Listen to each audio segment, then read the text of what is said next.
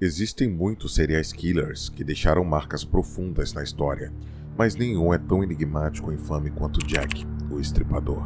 Eu sou Kovski e hoje mergulharemos nas sombras de Whitechapel e conheceremos a história do serial killer mais famoso do mundo. O cenário é o distrito de Whitechapel, um bairro pobre e lotado, onde as condições de vida eram miseráveis e a criminalidade estava em alta. Foi nesse contexto que uma série de assassinatos brutais começou a aterrorizar a cidade. Até hoje, a verdadeira identidade do Jack o Estripador permanece desconhecida. Mais de 100 suspeitos foram considerados ao longo dos anos, incluindo médicos, açougueiros e até membros da realeza. Entre agosto e novembro de 1888, pelo menos 5 mulheres foram brutalmente assassinadas e mutiladas. As vítimas eram, em sua maioria, garotas de programa que viviam nas ruas de Whitechapel. As vítimas conhecidas como as 5 canônicas são Mary Ann Nichols, Annie Chapman, Elizabeth Stride, Catherine Edelweiss e Mary Jane Kelly.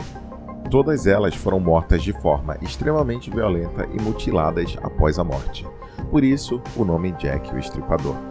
No dia 31 de agosto de 88, foi encontrada a primeira vítima. Mary Ann Nichols foi encontrada às 3h40 da manhã em uma rua escura e o seu corpo estava deitado de costas, com a saia levantada até a cintura. O corpo de Mary Ann foi encontrado com a garganta cortada 2 vezes de orelha a orelha e com incisões profundas no abdômen. Os cortes eram tão precisos que começaram a deduzir que o assassino possuía conhecimento anatômico, um aspecto que contribuiu para as teorias de que Jack o Estripador poderia provavelmente ser algum médico ou alguém com experiência em dissecação. No dia 8 de setembro, não muito tempo depois da primeira vítima, a segunda foi descoberta, a Annie Chapman. O corpo de Annie Chapman foi descoberto por volta das 6 da manhã nos fundos de uma casa em Hambury Street. Ela foi encontrada em uma posição semelhante à de Mary Ann, com a saia levantada. Os ferimentos encontrados no corpo da Annie Chapman foram semelhantes ao da Mary Ann. A diferença é que o Jack acabou removendo o útero do corpo dela, o que acabou dando força às teorias de que ele era algum médico ou que tinha habilidades anatômicas. No dia 30 de setembro de 88, às 1 da manhã, o corpo da Elizabeth Stride foi encontrado em um tipo de pátio. Ao contrário das outras vítimas, Elizabeth ela não tinha incisões abdominais, apenas o corte na garganta, o que sugere que o Jack ele foi interrompido ou ficou um pouco assustado antes dele completar o que ele estava fazendo. Levantaram até a hipótese dela não ter sido uma vítima dele, o que foi refutado logo em seguida, porque geograficamente falando, ela estava no raio de ataque dele, né, no raio dos outros acontecidos, então por esse motivo acabaram jogando essa hipótese fora. Na madrugada do dia 30 de setembro, poucas horas após o assassinato de Elizabeth Stride, Jack o Estripador atacaria novamente e a sua 4ª vítima seria a Catherine Edelweiss. A Catherine havia sido detida pela polícia na mesma noite por embriaguez e liberada algumas horas depois, e ela foi vista pela última vez caminhando em direção a Mitre Square, onde o corpo dela seria descoberto minutos depois. O corpo da Catherine foi encontrado com a sua garganta cortada e com algumas incisões no abdômen, além de que o seu útero também foi removido. Então, seguiu um padrão aí nas mortes do Jack. Perto da cena do crime, um pedaço do avental de Catherine também foi encontrado junto com a mensagem em giz na parede que dizia: "Os júris são os homens que não serão responsabilizados por nada". Essa escrita adicionou um mistério adicional ao caso, gerando teorias sobre possíveis motivações antissemitas do assassino. Pouco mais de um mês, Jack o Estripador cometeria seu último crime conhecido. No dia 9 de novembro de 1888, Mary Jane Kelly, uma jovem de 25 anos, foi encontrada morta dentro do seu próprio quarto. O corpo de Mary Jane Kelly foi encontrado em um estado terrível. O seu rosto estava tão desfigurado que ela mal podia ser reconhecida e a sua garganta também foi cortada, mas dessa vez de uma forma mais profunda. O abdômen também foi aberto e o Jack arrancou tudo com a precisão assustadora. A cena foi tão chocante que deixou até os policiais mais experientes em choque quando viram o crime.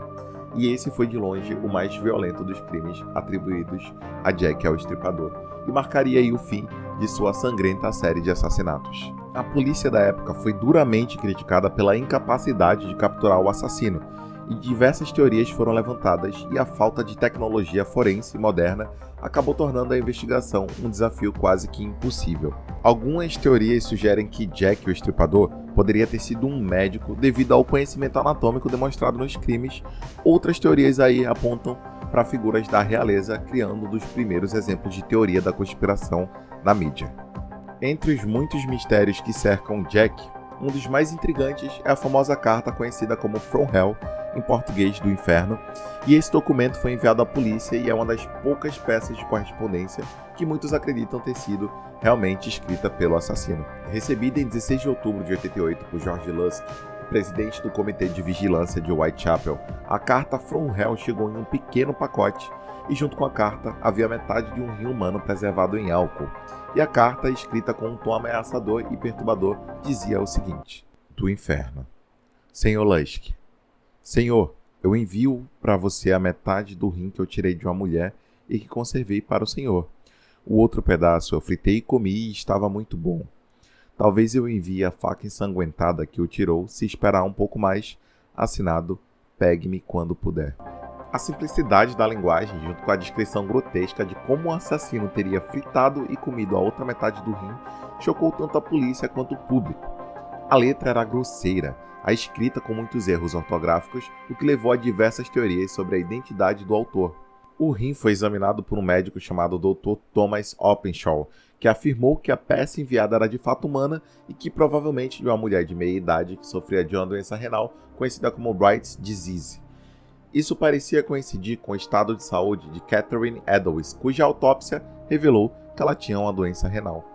Vários especialistas e historiadores do crime ainda debatem sobre a autenticidade da carta.